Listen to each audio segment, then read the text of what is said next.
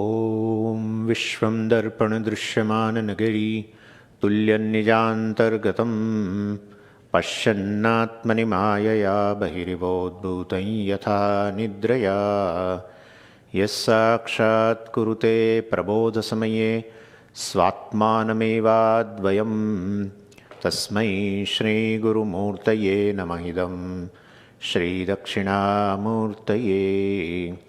बीजस्यान्तरिवाङ्कुरो जगदिदं प्राङ्निर्विकल्पं पुनः मायाकल्पितदेशकालकलना वैचित्र्यचित्रीकृतं मायावीव विजृम्भयत्यपि महायोगी वयस्वेच्छया तस्मै श्रीगुरुमूर्तये नमः इदं श्रीदक्षिणामूर्तये। तस्मै श्रीगुरुमूर्तये नमः इदं श्रीदक्षिणामूर्तये। ॐ सहना भवतु सहनौ भुनक्तु सह वीर्यं करवावहै तेजस्विनावधीतमस्तु मा विद्विषावहै। ॐ शान्तिः शान्तिः शान्तिः। सदाशिवसमारम्भां शङ्कराचार्यमध्यमाम् अस्मदाचार्यपर्यन्तां वन्दे गुरुपरम्पराम्। ॐ वर्स नंबर 1। अखण्डानन्दसम्बोधः वन्दनाद्यस्य जायते गोविन्दं तमहं वन्दे चिदानन्दतनुं गुरुम्। So we have begun the study of a text called, a long name and a big text, Sarva-Vedanta-Siddhanta-Sara-Sangraha. Sangraha, essence, or let us say extraction. Extraction of the essence of the Siddhanta. Siddhanta means the purport. Vedanta Siddhanta. So the purport of Vedanta. So, Shankaracharya ji has written this text with 1006 verses, and it's a treatise, by the way. And well, the treatise, the importance of the treatise, importance of the Prakarana Grantha I have shown, and that is the systematic development of the subject matter, which is not the case either in a Bhagavad Gita or either in Upanishad. Upanishad also sometimes talks of the very difficult principle in the beginning itself. I gave you example of Ishavasya Upanishad. It begins with Om Purnamadav Purnamidam. This is to be understood at the end. First sadhan chatushtaya sampatti, and then analysis of Tvam-pada, and then analysis of Tat-pada, and then there is Aikyam. That leads to, well, ultimately that is Purnam, this is Purnam. But this is how it is. Anyway, and then also in Ishavasya, further also, Ishavasya midam sarvam yat kincha jagatyam jagat tena tektena bhunjitaha magradha kasya siddhanam. So the very first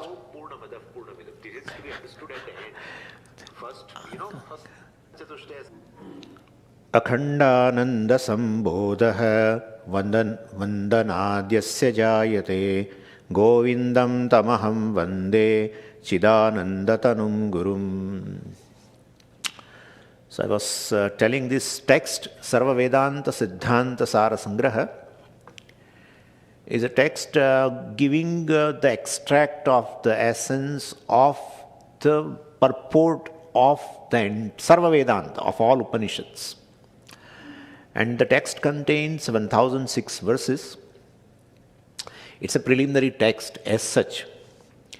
But still we study this. We have already studied Tattva-bodha and Atma-bodha and other Atmanatma, Viveka, etc. But we study this text because it has a very unique thing.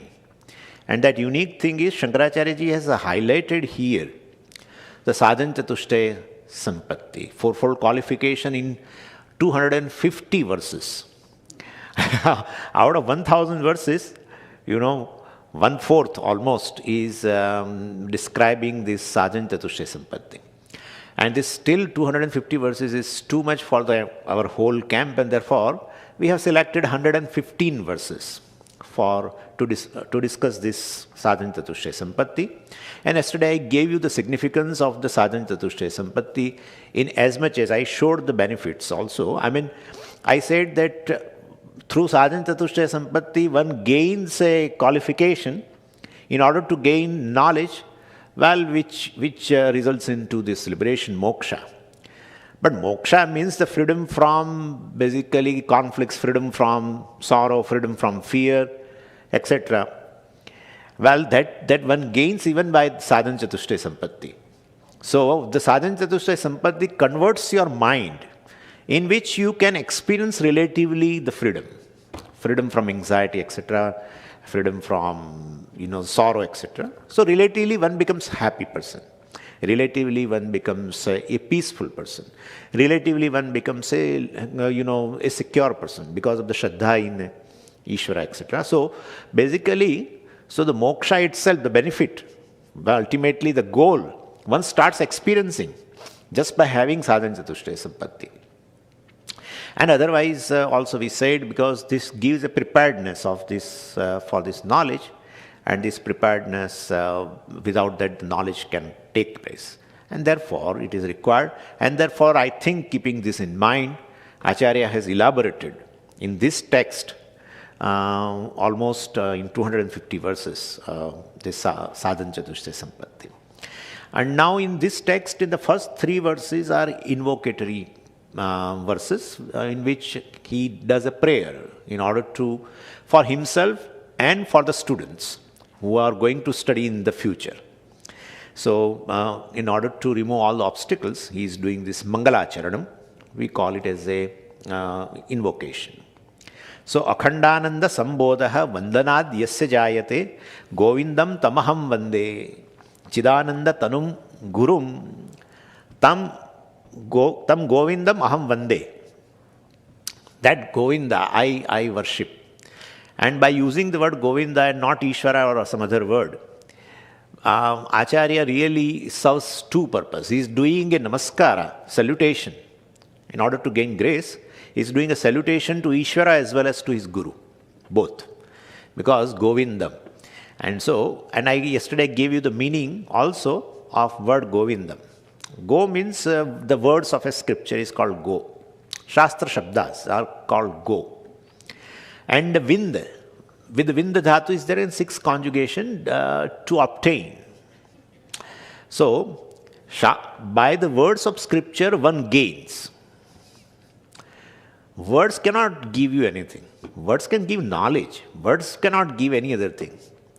So, by words of scripture one gains Govinda, one gains a Paramatma, etc. Because in case of a Paramatma, knowing is gaining. That is why it is. Like in the case of a 10th man, knowing the 10th man is a gain of a 10th man. Because already accomplished. The 10th man is already accomplished, but not knowing. And therefore it appears that, I have not obtained, etc. etc. That is, so that kind of a thing is there. And therefore, knowing the Paramatma is gaining Paramatma. And as such, Paramatma is Brahman, who is all pervading, right? At all the time, pervading all the objects, pervading time, space, everything. If it pervades everything, then it pervades me also. And therefore, how can it be away from me? So, Paramatma is the one who is now and here.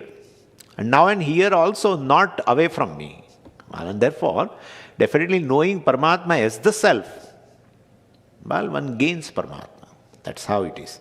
So, anyway, this is one. Govindam tam aham vande. I salute to this Govinda, the Ishvara. This is one meaning. And the second is, Govinda Bhagavad Pada, he is his teacher. So, not only his teacher, our teacher also, because Shankaracharya is our guru, then Shankaracharya's guru is our guru also. Anyway, so Guru Namaskara also does. Tam Govindam, tam Gurum, Govindam Gurum, Aham Vande. Gurum word also is there in the second line. Okay, but we'll take the first meaning right now. Govindam means Ishvara. So, Yasya Vandanat Akhandananda Sambodha Jayate.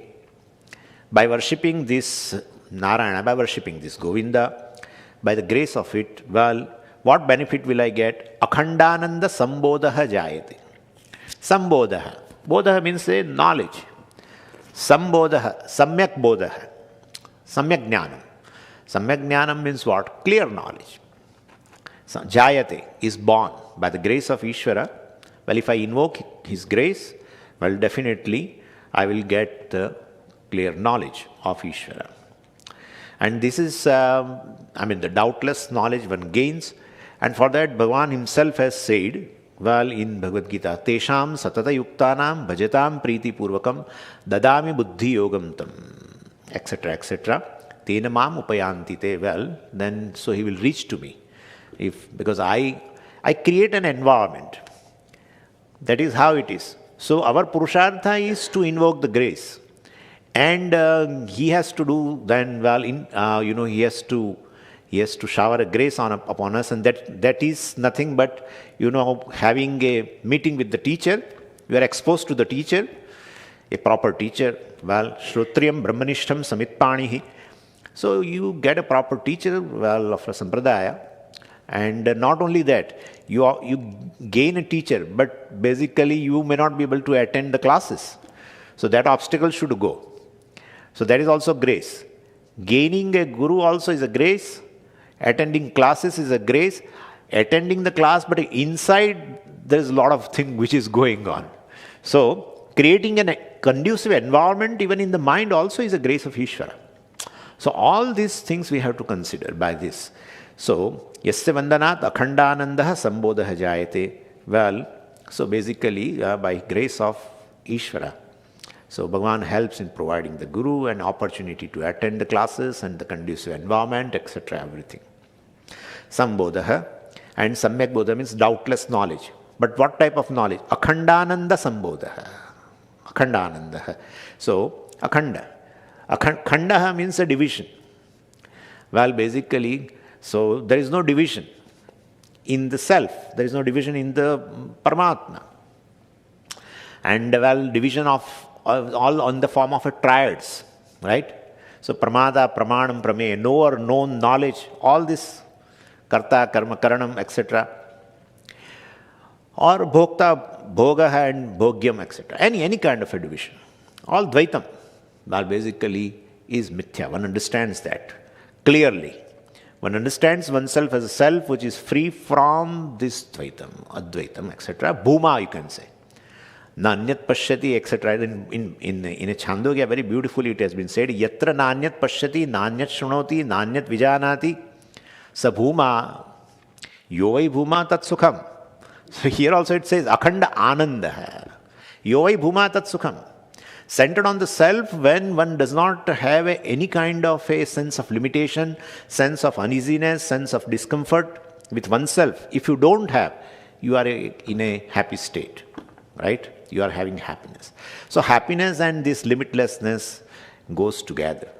In fact, my own nature, which is limitless, manifests as happiness in the mind. That's how it is. In a moment of joy, one is not basically extrovert. The object always throws, a given object, a favorable object, desired object. When you are desiring, you are extrovert. But when the object comes, that object as though throws you to yourself. So you basically are with yourself.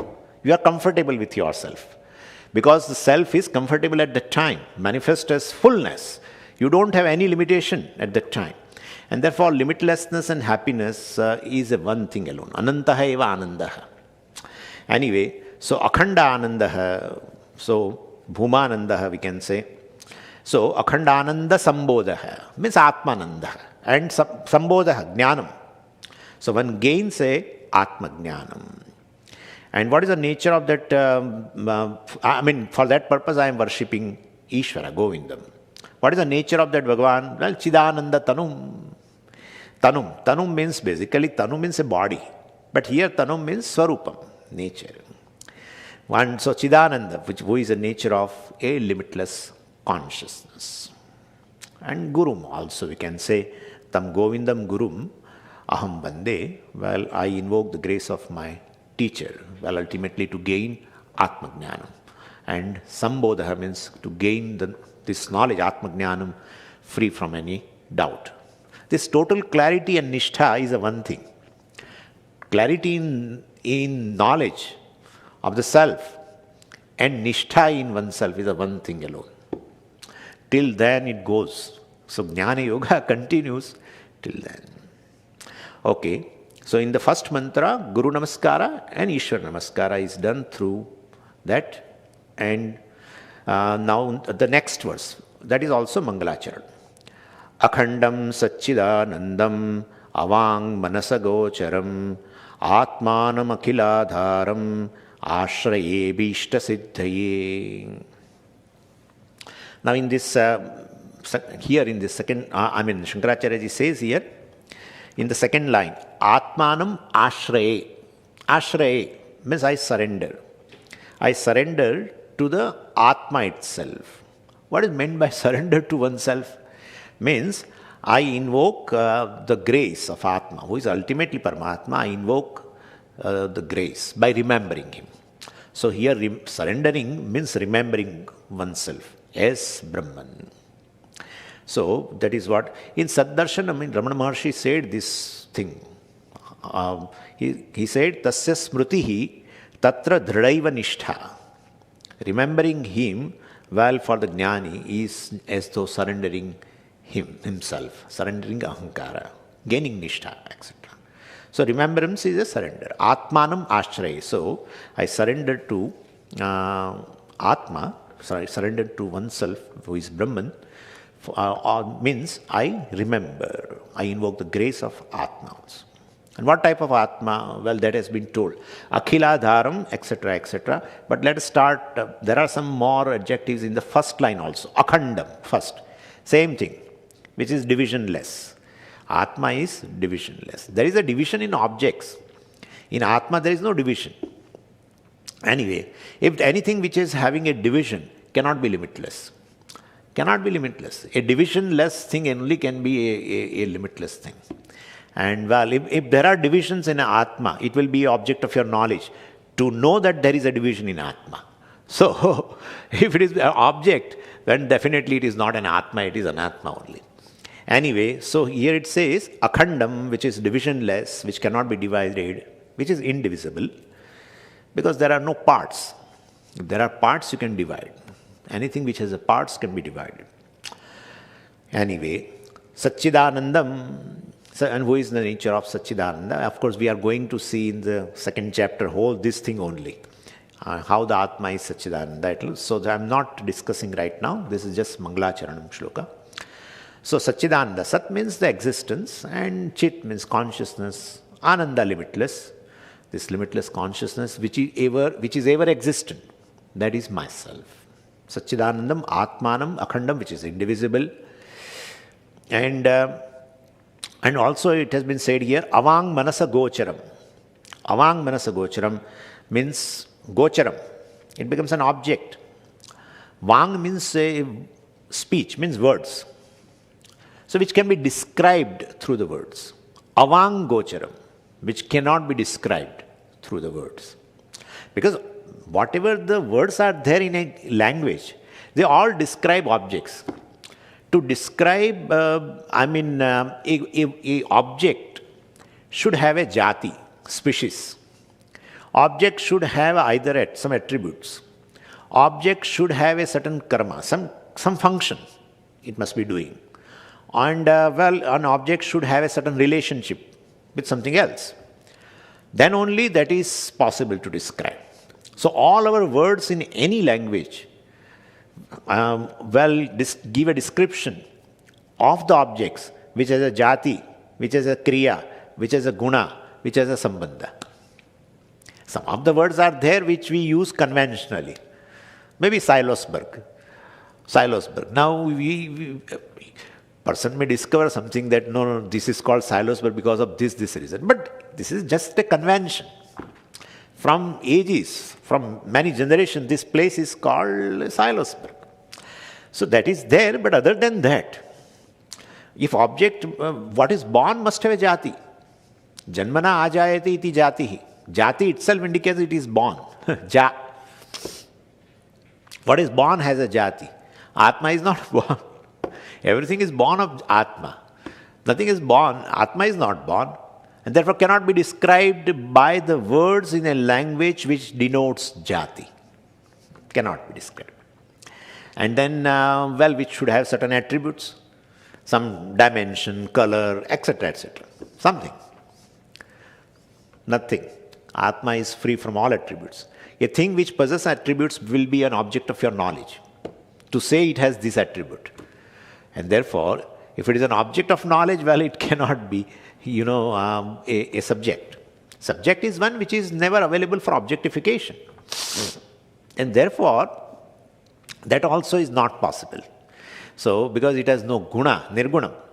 Therefore, the words which describes guna attributes, there are words in every language, Atma cannot be described by that. And then kriya. Every object has function. Even suppose a person, a driver and cook and this and that, gardener. So all these words are there, which denotes action related to that. That is also, Atma is nishkriya. Atma is nishkriya. Because basically to do a kriya, it should have some parts. When a function is done, a particular karma is done, action is done, there will be a movement of the parts. There are no parts in the Atma, and which is limitless, of course. It doesn't do any kriya, nishkriya. And, certain words are there which denote, sambandha, relationship. Father, mother, sister, these, that. All words are there, denoting relationship. Atma cannot be described by the words of relationship. Why? Asangaha. Relationless. Why relationless? There should be something else to have a relation. What else is there other than Atma to have a relationship? Nothing. And therefore, which is one without second, ekamaiva advitiyam, and therefore it is asangaha. What we see, all these names and forms are mithya. Mithya cannot be related to satyam. A snake on the rope has no relationship with the rope, other than in my mind, right? So basically, that is also not possible. And therefore, the words in any language cannot describe this Atma. So avang gocharam, Atma. Then amanasah gocharam cannot be objectified by the thought. What is objectified is always an Atma. That's all. What is objectified? And it is limited, it is mithya, it has certain attributes, that's how you are able to objectify. It comes and goes, all these things are there. What you objectify by your thought is like this. Because of whom you are objectifying the subject, the consciousness is myself. So consciousness is not available for objectification. Manaso manaha, etc. is a mind of the mind. Because of the self, the mind is able to objectify, etc. Mind being conscious, then objectifies. Anyway, so this is avang manasa gocharam. And therefore, if words cannot describe in any language, then why Shankaracharya ji is writing and why you are taking class? So that's another issue now. And Atma Jnanam is only available through one means of knowledge, that is Shastra, which is in the form of words. Shastra, along with the teacher, gives knowledge. All uses words only. Just words. No magic, nothing. Only this. And therefore, so there is, the Atma is not a direct meaning of any word. It is an implied meaning. You have to do an implication. Through implication, you should understand. Yeah, through implication. So when we say Ola taxi is coming. When you say Ola taxi is coming. Ola taxi means what? The immediate meaning means that car. How can the car come? It may come. But ultimately, generally, a driver also comes along. But you never say. The meaning of, the word driver has been implied. You should understand. If taxi is there, related to that taxi, a driver must be there. When you order something in the restaurant, sometimes you don't order everything. Certain things are implied. Yeah, you say idli, one idli. So he does not bring just one idli. Idli means he has to bring. The direct meaning of idli is that idli only. He should bring in a hand and give it to you. No. The plate also will come, then chutney comes, and then sambar comes, which you have not said. Implied. This is implied. Connected to. Vachya sambandhi lakshana. Vachya sambandhi lakshana. Connected to the direct meaning, there is a implied meaning. So same way connected to direct meaning of any object, ultimately implied meaning is this, because Atma alone is the truth of every object ultimately. This whole objective world is mithya. And where the mithya is, there alone the satyam is. In fact, mithya is satyam. And therefore, this is how the things are. And therefore, ultimately it is implied. So, these teachers will give knowledge of Atma using words which are familiar to the students. In a language, he uses the words, but he uses a implication and takes the student's mind to that implied meaning and release the other possible meanings. So this is how it has been done. Anyway, so avang manasa gocharam atmanam akhiladharam atmanam, well, which is a adhara, which is a support. Akhilam means sarvam, vishwam, vishwadharam, sarvadharam, we can say, which is a support for everything. Everything means what? Support for a time, support for a space, and support for all the objects in the creation. Support means what?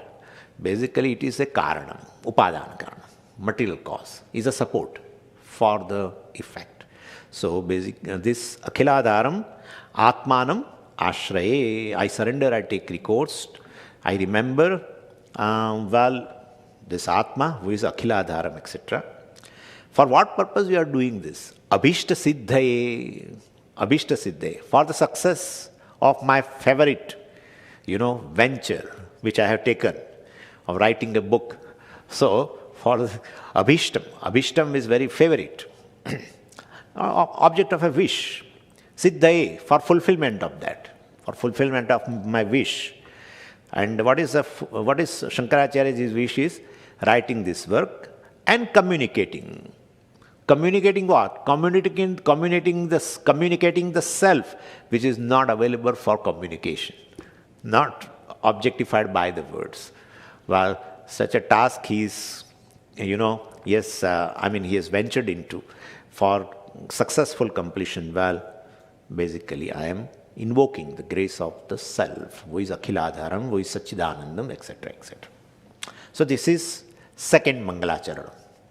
Now third Mangalacharan, and that is generally what we do is, invoking the grace of Ganapati, right? Because obstacles means you immediately remember the Vigneshwara. So that is what he says now. Yadalambodaram hanti satam pratyuha sambhavam tadalambe dayalambam lambodara padambujam. Lambodara padambujam aham alambe. So aham tad alambe. I surrender I surrender to a plus lamba dhatu is there. And its meaning is to surrender. Alambanam means a refuge. So I surrender to, I firmly hold on to what? That. That means what? Tad lambodara padambujam. I firmly hold on to the lotus feet. See, ambujam. Ambu means a water. It's a neuter word. Ambu, ambuni, ambuni. These are the forms. Ambu means a water. And jayate, which is born in water. So ambuni jayate iti ambujaha, which grows in water. That is lotus. And padambujam. So padam means the feet. So feet is compared with the lotus. And whose feet? Lambodara. Lamba Udara, right? Ramba Udara. So, basically, well, before that, let us see this. So, Tam Lambodara Padambujam Aham Alambe. I take refuge into, I surrender to. This is the lotus feet of Lord Ganapati. But why should you seek a refuge in, this Lambodara's feet? Why should you? Well, Dayalambam. He has a weakness. Even Ishvara has a weakness. And therefore, we should not worry about our weaknesses. Weakness means what? Addiction, right? Addiction is a weakness. So Ishvara has one weakness, one addiction. Addiction is something when you see that thing or when you come in contact with that thing, well, you fall for it. You don't have any choice but to fall for it. Same thing Ishvara also has. I told in that, in that Shivratri, that Shiva his name was given in a Shiv Mahimna Stotra. And that name is a Bhuvana Bhaya Bhanga Vyasaninaha. Ishvara is a Vyasani. Ishvara has a Vyasanam, addiction. What addiction? Bhuvana Bhaya Bhanga. Ishvara has a Vyasanam, addiction of Bhanga, removing, breaking the Bhayam, the fear on this Bhuvanam. So that is how he drank this entire, halahala, just to, save this world. Looking at the halala itself, the whole world, devatas and everyone who are present there in the churning of the Milky Ocean, all got frightened. And it was spreading on the surface of that ocean, Milky Ocean. While Bhagavan came and just, gulped it. That's how he was called Neelakantha. Anyway, so Ishvara has the Vyasana. So because of his compassionate nature, Dayalambam, a repository of a compassion, abode of a Daya, well, I take his refuge. Because I know, well, he never make me, or he never disappoints me. That's better. He never disappoints me. If I take a refuge for a certain purpose, to removing obstacle, etc., he will not disappoint me. Dayalambam. Therefore, I take his refuge. And then why do I worship, Vigneshwara? I mean, that same thing has been elaborated. Vigneshwara, as the very name shows, well, whenever we undertake anything, well, the first obstacle that comes is, we feel the obstacles from outside. No, the first obstacle is this. When you begin any new work, the first obstacle comes from within, and that is called diffidence. Diffidence. Whether what obstacle will come and will I be able to complete this work or not, this etc. That thing comes. And even if we suppose we are having a lot of confidence for ourselves, no. Any obstacle will come, I will, take care of it and I will definitely be successful in this particular venture, etc. Then other people will try to make you diffident. Suppose you say, I am going to Kailas, Mansarovar. I tell you, many of them will ultimately try so much. I mean, they will try hard that you won't go. They will show all kinds of, the things, negative things. You should not go here. And, even Badrinath also. People in India, I'm talking, not here, in India. They always, even if you go to Badrinath or Kedarnath, they will say, oh, you are more than 60. And, there will be problem of breathing at elevation, etc. And, there will be either, and, in Himalaya, there will be always a rain. Do you know? Yeah, I know. And then this Himalaya is a very soft, so there will be landslides often. And so you will be stuck. Leave it. So, people will try to make you diffident. So, this is the greatest obstacle when you start any new work. The obstacle comes from within. And then, of course, outside. So, we immediately fear, whether we will succeed or if there will be any dangers, etc. So, bhayam of obstacles, that's a thing. So that is how Vigna Bhayam, fear of obstacles are there. Even for small things, in fact, we are afraid that whether we will be able to complete the work or not. So Shankaracharya says, well, I am not taking up this a small job, but writing a work on something which is never, which cannot be described by words, and I am writing in words to give the knowledge of a thing which cannot be described in words. It's a great task. And Acharya has done this work brilliantly. I told yesterday evening, there are 3 bhashyams which are introductory bhashyam. Introductory. Inside, of course, there is a commentary, but introductory bhashyam itself is a marvel. One is a Adhyasa bhashyam of a Brahma Sutra. Second is a Upodghat bhashyam of Bhagavad Gita, which we will be starting today. And the third one is the Sambandha bhashyam of Brihadaranyaka Upanishad. Very introduction is considered as a marvel in a literary circle. We may say that's a one thing, because we have that kind of a reverence. But in a literary circle, they say that this is a marvel. So you can understand.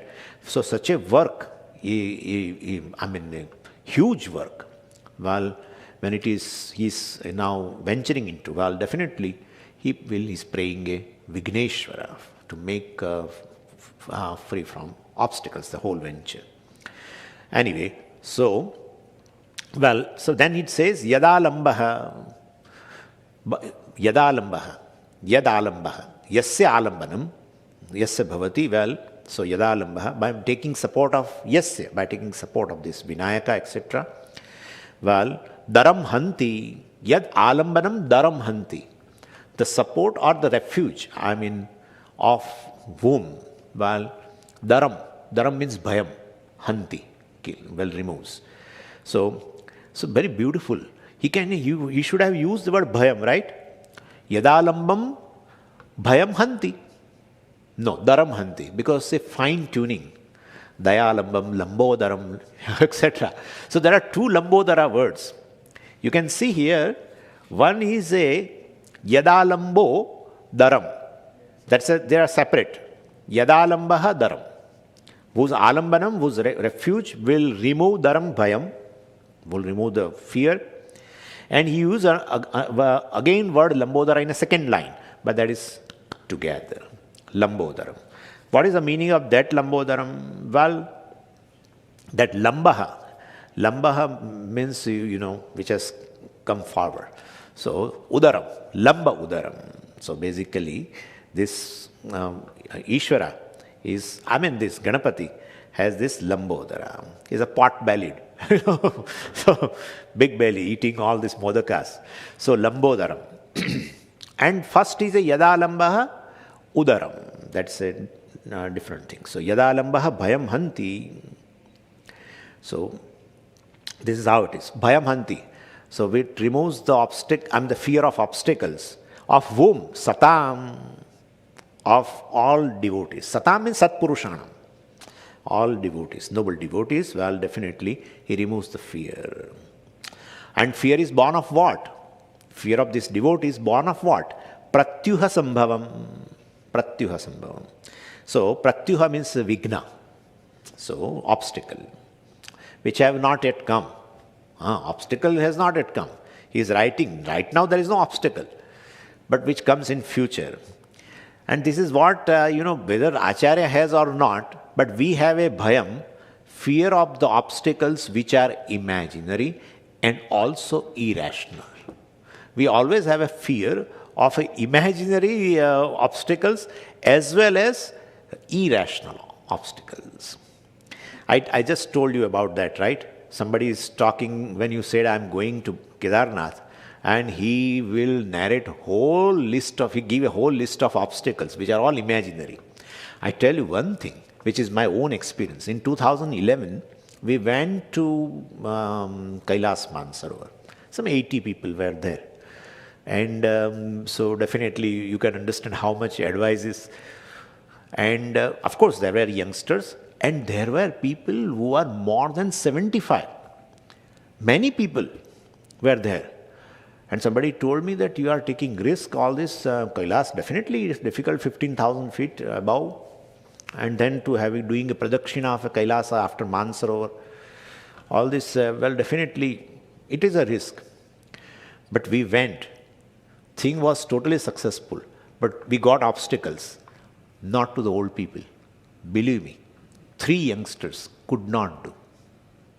3 youngsters could not do. They came to the Mansarovar and then they came to that, the valley of this, our Kailasa, where we have to do Pradakshina. Well, and the first day they did also. Second day was a tough.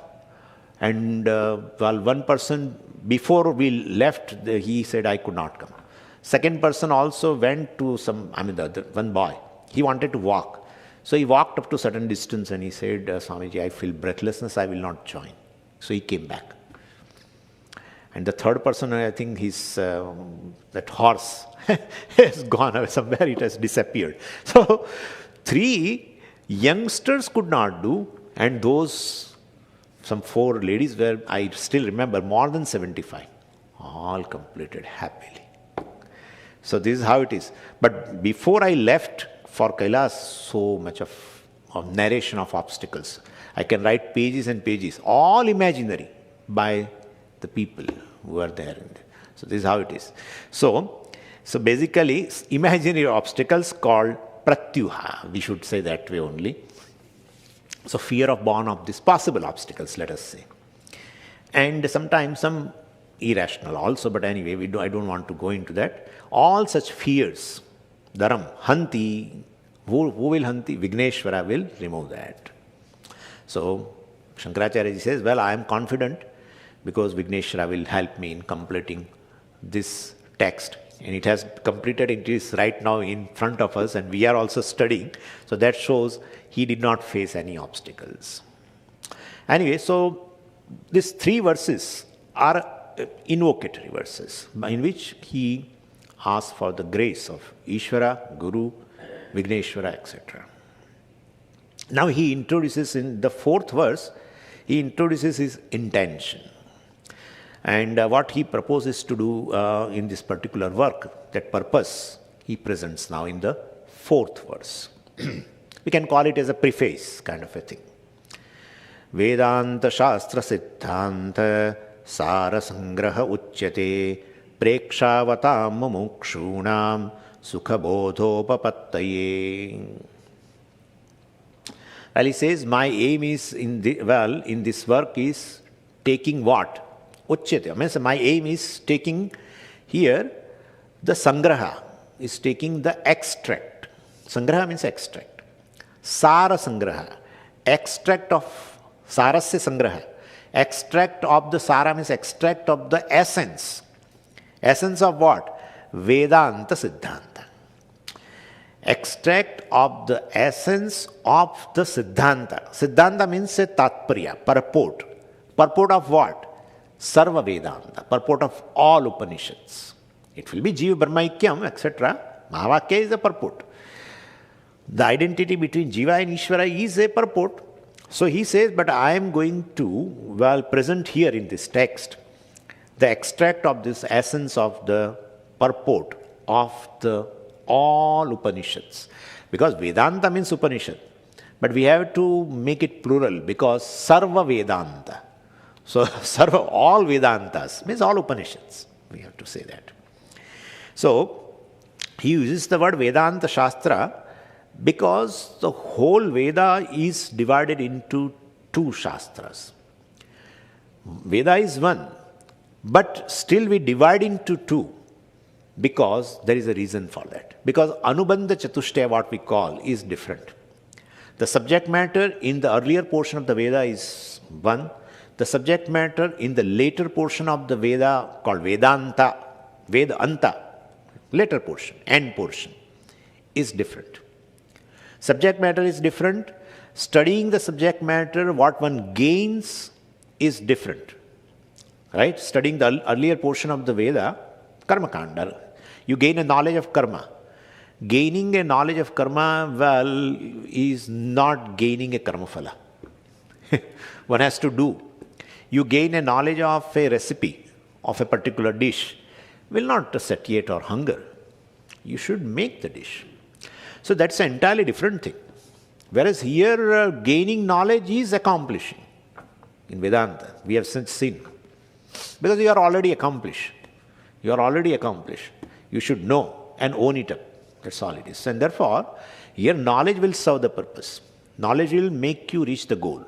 Here knowledge will not make you reach the goal. You have to do karma. So subject matter is different, and then the goal is different, and the adhikari is different. You and me may not be interested in all these karmas, because we are not interested in artha, kama, etc. or dharma, punya, etc. We are interested in moksha. So adhikari also will be different. And sambandha also different. So this is how basically, sambandha means after knowing, well, one has to do karma, etc. Here after knowing is gaining, etc. So that is how, since the anubandha chatushtaya, adhikari, vishaya, sambandha, etc., prayojanam, all are different, we divide this Veda into two portions. Veda Purva means the Karmakanda, and Veda Anta, Jnanakanda. And Veda Purva, what does it serve? The knowledge of this earlier portion of the Veda, what purpose does it serve? Well, it serves two purposes. The knowledge of karma will definitely, once you do the karma, you gain certain worldly pursuits. Arthakama, certain securities, objects of pleasure. And so many things are there. We feel worldly pursuits can be gained by the knowledge in the world. We don't require your knowledge of the earlier portion of the Veda, knowledge of various karmas. But I tell you, there are so many karmas. Worldly pursuits means like removing the debt of certain, money which you have borrowed. Even for that, there is a yajna. There is a Ganapati Runaharana mantra. Really. If you perform that, you can be free from the runam, debt. So many, for gaining beauty and for gaining money, and it is all very lucrative. I tell you, since we have not approached this Purva Bhaga, so we feel this all is useless. Nothing is useless. Once you go through, you will definitely get attracted to that. So anyway, all worldly pursuits. So for fulfilling worldly desires, well, the knowledge of karma, etc. is required, which is there. And for warding off, basically, certain worldly obstacles also, there are some yajnas which can remove the obstacles. Like some people do not get a proper house. Or if they go and they stay and they find certain obstacles, they just appear. Then you consult, and then, So, not just gaining worldly pursuits. In order to gain worldly pursuit, if there are obstacles, well, to ward off those obstacles also, there are karmas. That is also there. And curing health problems and financial problems, everything. Getting children married, getting the child also, who is having all samskaras. In Brihadaranyaka Upanishad, in the end portion itself, you will find that getting a child, and with all samskaras and everything, well, there are certain karmas. So it's not an ordinary thing, I tell you. So Veda Purva means the Karma Kanda gives you knowledge of karma. Veda means a body of knowledge, source of knowledge. It gives you knowledge. But the Purva Vibhaga gives you knowledge of karma. And then you should do karma in order to gain a desired phala. So we call them, those karmas, as a kamya karmas. Kamya karmas mean basically the karmas, by performing those karmas, you will fulfill your desires. Certain kamya karmas are there in the earlier portion. Apart from it, there are certain karmas, well, which will help you for a spiritual progress. In the earlier portion of Veda, there are certain karmas which help you. What are those karmas? Well, we call it as a vihita karmas, nitya naimittik karmas, which are vihita karmas, which are enjoined for you, depending upon your status, depending upon your varna, ashrama, etc. Certain karmas are enjoined to you, means you should do compulsorily. You are supposed to do. And so that those kind of karmas, Bhagavan call it as a niyatam karma. In 3rd chapter, Bhagavan calls it as a niyata karma. Niyatam kuru karmattam karmachyayo hya akarmana, etc. He says this. Vihita karmas, niyata karmas. And those karmas you are supposed to do. It will not fulfill your desire, but still you are supposed to perform those karmas. Then what for what? For spiritual progress, basically. It removes this obstacle in your path, spiritual path. So definitely. And we can say, we can give the name of that karma as Panch Mahayajnas. Well, definitely. They are prescribed in the earlier portion of the Veda for spiritual purpose also. So both the types of karmas are there in the earlier portion of the Veda. Certain karmas which will definitely help you for your worldly pursuits, and certain karmas are there which will help you spiritually, both.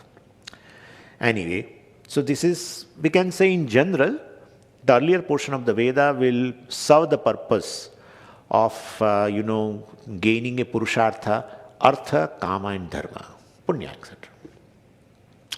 And also it gives you a preparedness of the mind.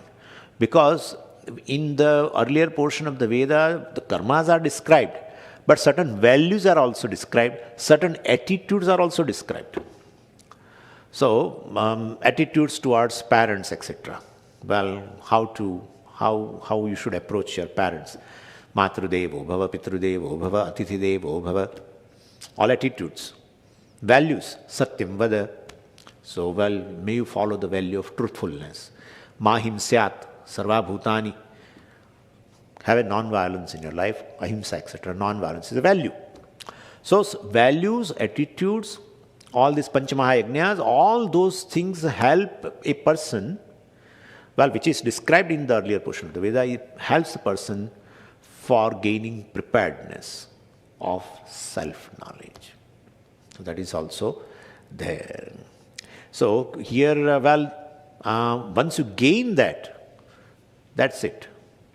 That's a limitation of the earlier portion of the Veda. It cannot give you moksha, the fourth purushartha. It can give you maximum dharma, artha and kama. That's it.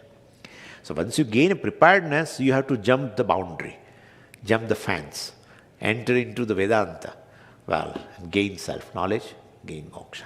So this is how. So here Shankaracharya says, well, I am not focusing on this earlier portion of the Veda, Vedanta, Sarva-Vedanta-Siddhanta-Sara-Sangraha. Well, I hope that you have passed through that. So I'm giving you the certificate as though I take it for granted that you have preparedness of the knowledge, and therefore I am dealing with this Vedanta-Siddhanta-Sara-Sangraha. So for whom? Mumukshunam, mumukshus. Mumukshus are one whose mind is filled with a desire, the desire, not any other, at exclusion of other desires. That is called viveka. We are going to see that. That's called purushartha viveka. Well, dharma, artha, kama. Basically, through that purushartha, basically I want only moksha. If one has discerned this kind of a thing, then in his mind there is a desire for moksha only. Why? Because the thing is, artha means a security. So one is not interested in objects of security. One wants to get rid of the sense of insecurity, and one cannot get rid of. So I become dependent on so-called objects of security called money and other things. So, but basically I am interested in removing that sense of insecurity. I want to get freedom from that sense. So I'm interested in freedom, right? I'm interested in freedom from this insecurity. So, and the kama also is like that. There is a constant uneasiness centered on oneself. One is not happy, comfortable with oneself. One becomes comfortable with oneself in a moment of joy. That's it. Other than that, there is a constant shruti going on. And the shruti of a discomfort with oneself. It's constant. You may feel that why this person is very sad. He has everything. You may, in fact, envy the person that he has so much of money and he has so much of, farmhouse and this and that. And so you feel, if I have, I would be happy all the time. But that person looks very sad, sorrowful.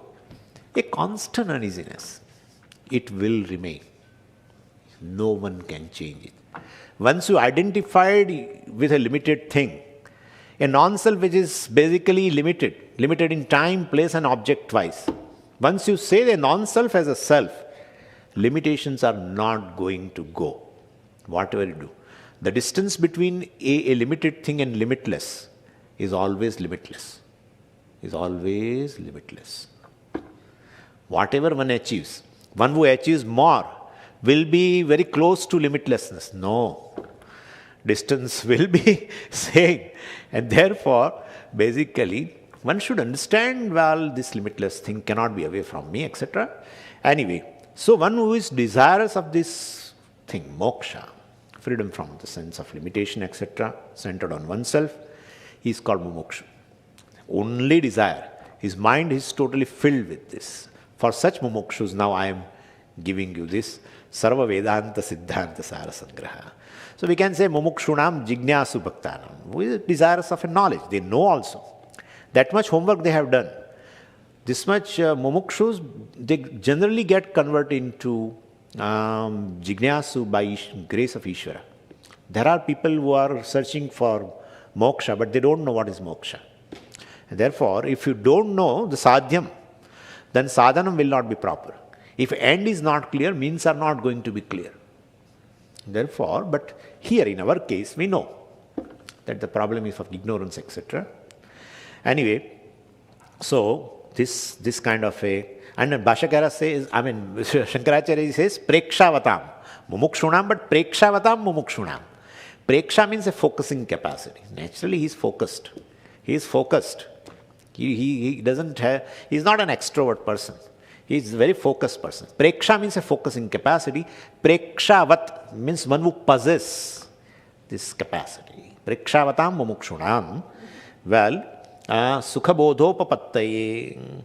So, with that purpose, with the purpose of giving an easy understanding of the entire Shastra, the Siddhanta of entire Shastra, well, but then why you should give? Upanishad is giving. And you are going to extract the essence of the all Upanishads and all that you are saying. We will study Upanishad. Why should you give extract? Well, because Upanishad does not mention. Starting from fourfold qualification, Upanishad is not vague. But no Upanishad tells you these are the qualifications required. Here and there, scattered.